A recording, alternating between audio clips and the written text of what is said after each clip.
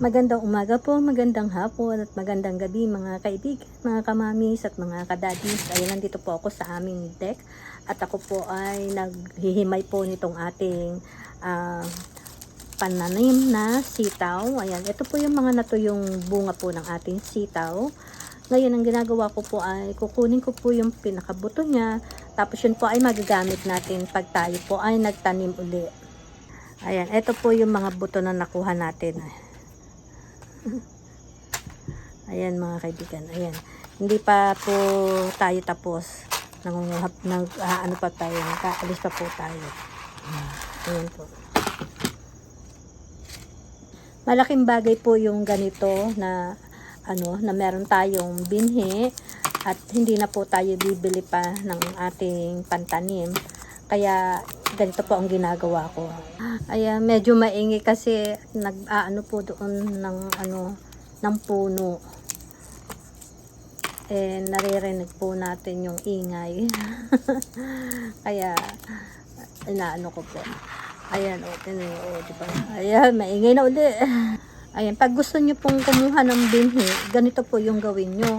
Yung bunga ng inyong tanim, ayan, patuyuin nyo, tapos ayan, makakakuha na kayo ng pananim. Diba? Malaking bagay din po yan kasi hindi na kayo bibili ng binhi. At ito po marami na po ito. Labis-labis pa ito sa pagtatanim. Alam nyo ba na meron akong 27 na puno po ng sitaw?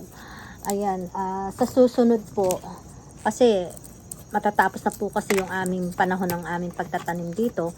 Kaya sa susunod po, mas dadamihan ko pa yung aking itatanim para mas marami ako makuhang bunga at makapagbigay tayo sa mga sa mga kamag-anak natin at kung sino man may gusto, diba? Tsaka malaking bagay talaga dahil tinan nyo, nung bumunga yung aking sitaw, hindi na ako bumili. Ayan, tapos hanggang ngayon, meron pa rin pong bunga yung ating sitaw. Kaya, sige-sige pa rin yung pamumunga niya.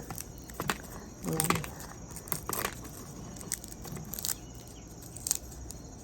Kasi pag bumunga ang sitaw. Ayun, tinan nyo nga, ang dami kong nakuhang pantanim sa sunod. Meron pa akong nakatago nung isang taon. Meron pa. Pero, uunahin ko muna yun syempre. Ayan, ito. Pag naubos yun, tsaka natin ito, kasi,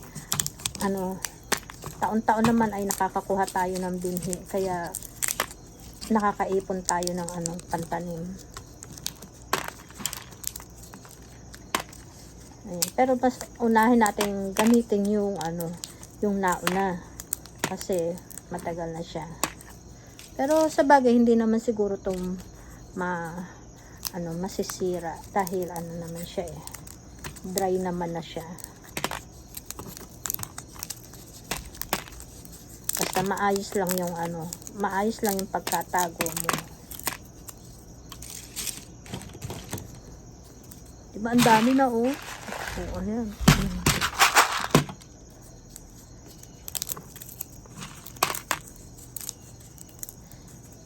Kaya nga kung hindi lang siguro nagtataglamig dito sa amin at nagyayelo, paniguradong ang dami kong tanim na gulay.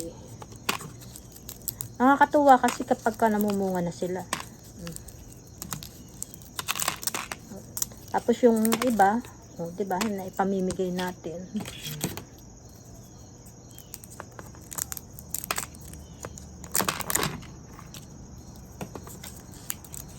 Sarap kaya magtanim. Kalat ganyan, namumunga, diba?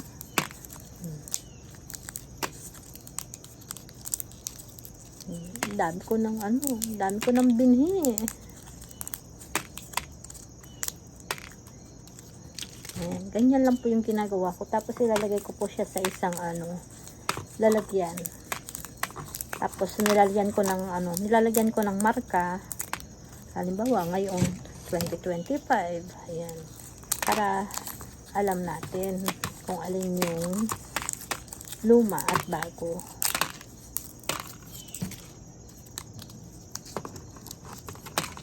Ayan, malapit na po tayo matapos.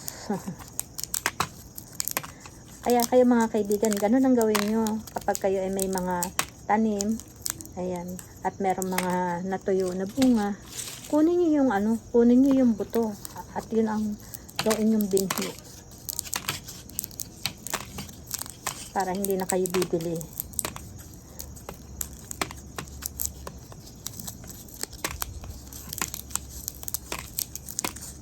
Ayan, tapos na po tayo.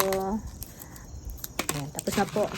So, ito na po yung nakuha nating yung nakuha nating mga puto po ng ating sitaw.